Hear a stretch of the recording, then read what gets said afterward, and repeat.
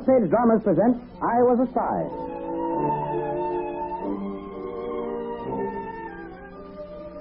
This week's Front Page drama, I Was a Spy, is a dramatization of several incidents in the thrilling series of articles entitled I Was a Spy in Wicked Old Abdul Hamid's Harem.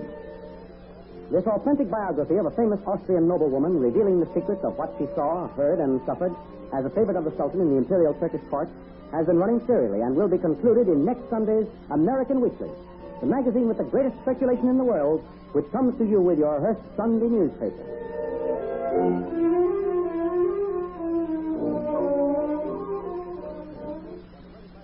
I am the Baroness Hamima. This is my story.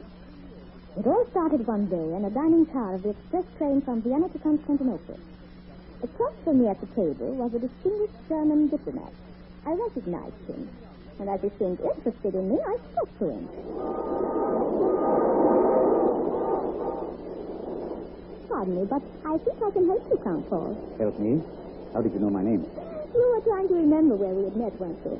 Well, I will tell you. It was at the house of an aunt of mine, the Countess Cellini, the widow of the Constantinople banker.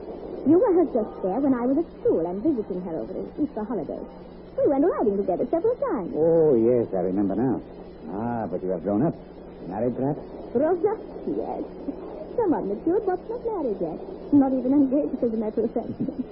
You are going to Constantinople, I presume? Yes, on personal business. Perhaps you could help me. I should be glad to be of assistance to release the Baroness Cellini. What is your trouble, Baron? I am an orphan. My fortune, consisting of about 400,000 Turkish pounds in bonds of the German Anatolian Railway, had been entrusted since the death of my aunt to the Seductive Bank of Constantinople. Ah, and there has been a very unfortunate scandal connected with that bank. Exactly. And I am its chief victim. The cashier of that bank, a Frenchman named Baron de Brillac, helped himself to my bonds, speculated with them, and, of course, lost. I am now on my way to force the bank to make good this embezzlement, or find out why. Which, under ordinary circumstances, would be the most natural and very proper procedure to follow. However, Baroness, in this case, there is much more than one sees on the surface. So? There are much deeper, more sinister complications, which I regret I cannot divulge. But you said you needed my help. Advice from me. Very well. Immediately upon your arrival in Constantinople, you must see Baron Marshal von Biederstein, the German ambassador to Turkey. He is the only one who can be of any real help to you.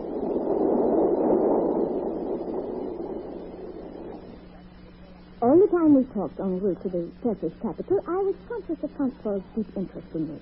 And it was not a flirtatious interest. It was something far more serious and sinister. Immediately upon being settled in Constantinople, my interview with the German ambassador was arranged.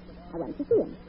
He asked me all sorts of questions about my relatives, my education, experience, and other matters that had nothing to do with the merits of my claim against the bank. You grow impatient, Baron. Now, to return to your personal problems. The prospect of getting your money back is very, very dubious. There are so many complications, it will be months. Many months, I'm afraid. Then there is nothing for me to do but get the case started, return to Vienna, and come back in spring. No, Baron. Not that. Stay here, and I prophesy that with your beauty, excellent command of the Turkish language, and other accomplishments, you will be the queen of the German colony. I might also add discreetly. His Imperial Majesty, Kaiser Wilhelm, would be very much pleased. His Imperial Majesty, the Kaiser? Yeah. I'm afraid you're playing with me, Baron. Why, he has never so much as heard of my humble existence. You would be greatly surprised to know who His Imperial Majesty knows, Baron. I'm so sure that he knows of you and your whereabouts that if you had your 400,000 Turkish pounds, I would bet you he knows of your existence. But, Your Excellency, to remain here is impossible. That money is all I have in the world. I must have an immediate decision. Then there is only one other way. You must appeal to the Sultan himself. And that I know is impossible. Even with my knowledge of Turkish affairs, I know that the Sultan is about as inaccessible as Mohammed's coffin suspended halfway between heaven and earth. There are ways and means, Baron. Do me the honor of dining with me tomorrow night, and I solemnly promise you an audience with the Sultana Mother. I will have the Sultan's chamberlain here to instruct you in court etiquette. The Sultan respects his mother, and seldom refuses her any request. He will intervene in your behalf. True to his solemn promise, His Excellency, the German ambassador, arranged my audience with the Sultana Mother. And the next day I was received into the mysterious and sinister inner courts of the palace. I followed closely my instructions in etiquette, and I created a most favorable impression. Not on the Sultana mother alone, but the Sultan's little daughter, the Princess Nasrullah. So deep was my impression on the child that she begged her grandmother to ask me to visit them the following Friday and spend a few days as their guest. Of course, I went. And after 4 days, the little princess became so attached to me that she begged her father, the Sultan, to let her keep me always. The Sultan granted this request and wanted to appoint me governess to the young princess with a handsome salary and suitable attendants. I told him my answer would be forthcoming the following day. Then I went back to report to the German ambassador. He greeted me like this. Poor girl, I know that you are coming here full of hope. But a very unfortunate thing has happened. Oh? A few minutes ago, one Suleiman Bey came to the bank with an order declaring it in bankruptcy and authorizing him to seize the assets as he represents 3/4 of the creditors. Then I've lost everything? Position is very bad for you. You see, this rascal, the Gulak, stole most of the security so that you cannot demand their return. As the bank is in bankruptcy, it cannot pay you any. Well, now I am penniless. My future is... Assured. If you accept the kind offer of the Sultan. You know that? Most assuredly I do. How I know, I cannot tell you, but you can guess. Bye.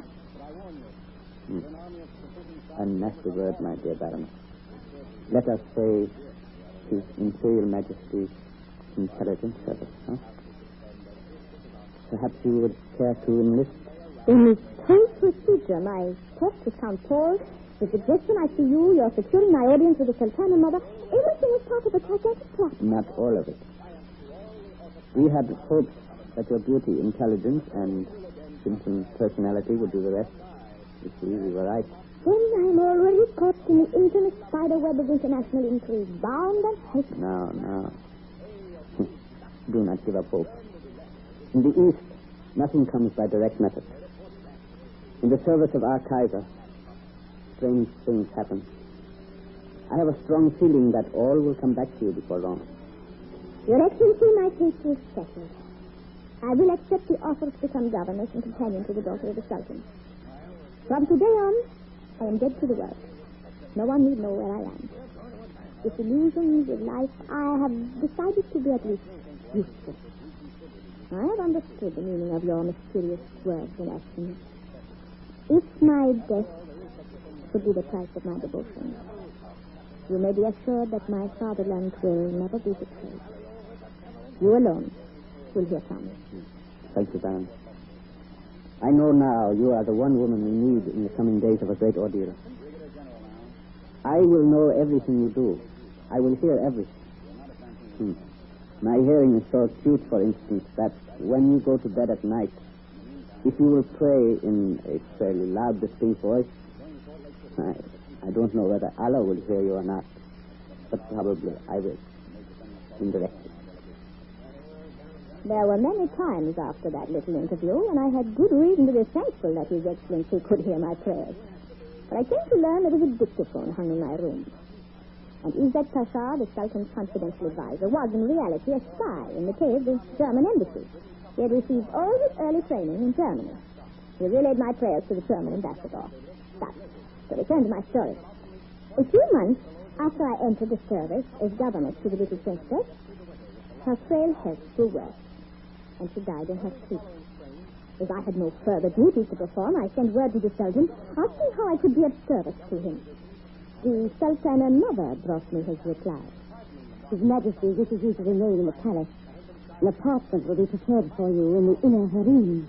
Will you tell His Majesty that I am unspeakably grateful to him for the kindness he has shown me since I lost my fortune? But I beg you to tell him that I do not wish to be shut up in the inner harem. His Majesty has so decided. I have conveyed his orders. Hearing is obeying. You will follow me. Very well. Please on, I will follow. Your apartment. Enter therein. So you have come, gracious Anima. You are the last ray of happiness for my poor little daughter. I wish to show you my gratitude. You are alone in the world, and nobody will take care of you. If you go away from here, some misfortune will happen to you. Unknown men will pursue you, and you will perish in a world of wolves and hyenas. It's better for you to remain here, where my power will be a protection to you. Your Majesty, will you not try to understand that this arrangement is not quite suitable? I know what you are going to say. We will not argue about it. My gratitude will be the best guarantee of your happiness. You are now one of the most privileged persons in my palace. Sire, you are too kind. This will be your home for the present. Your knowledge of foreign languages will be very useful to me, and I shall often call for your help. And with that, the strange old devil bowed out of the room, leaving me the most bewildered woman in Europe. I was very much worried by the thought that I was a prisoner in the inner harem, but I hoped that I could manage the Sultan. I worked slowly, cautiously. I soon became the Sultan's favorite, who could easily twist him around my little finger. His company to me grew steadily. He revealed many secrets, showed me his hidden stores of wealth and gold, currency, and jewels. He made me lavish presents of money, which I transferred to the German embassy for safekeeping. And I soon recovered the fortune I'd lost in the bank failure. But underneath the surface, revolution was brewing. The young Turk movement was gaining strength rapidly, and my precarious position as secret agent for the German embassy became increasingly dangerous. There were important letters and secret papers in the possession of the Sultan that would cause grave international complications if they fell into the hands of the revolutionists. I had orders to recover them at all costs. I did so on the very day the revolutionists broke in and captured the palace, taking the old Sultan prisoner. I was made prisoner, but was released by a German secret agent. I regained my money and freedom, and my life as a spy in the harem of the wicked old Abdul Hamid was over. You have just heard the front-page drama, I Was a Spy. Dramatic excerpts from the series of feature articles entitled, I Was a Spy in Wicked Old Sultan Abdul Hamid's Harem, that are concluded in next Sunday's issue of the American Weekly, the magazine with the greatest circulation in the world, which comes to you with your Hearst Sunday newspaper.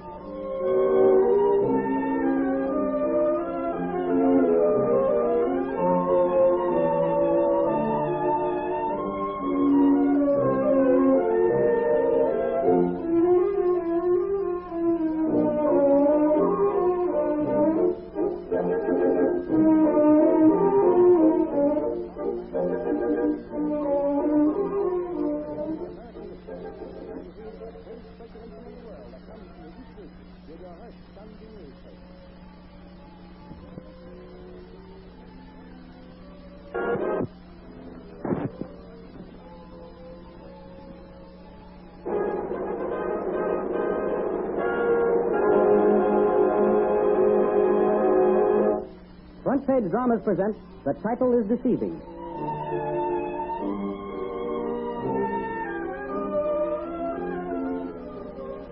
This week's Front Page drama, The Title is Deceiving, is a dramatization of a feature news story entitled Problems of an $8-a-Week Baronet. This both amusing and amazing true life story will be found in next Sunday's issue of the American Weekly, the magazine that is read by more people than any other publication in the world, and comes to you each week as part of your Hearst Sunday newspaper.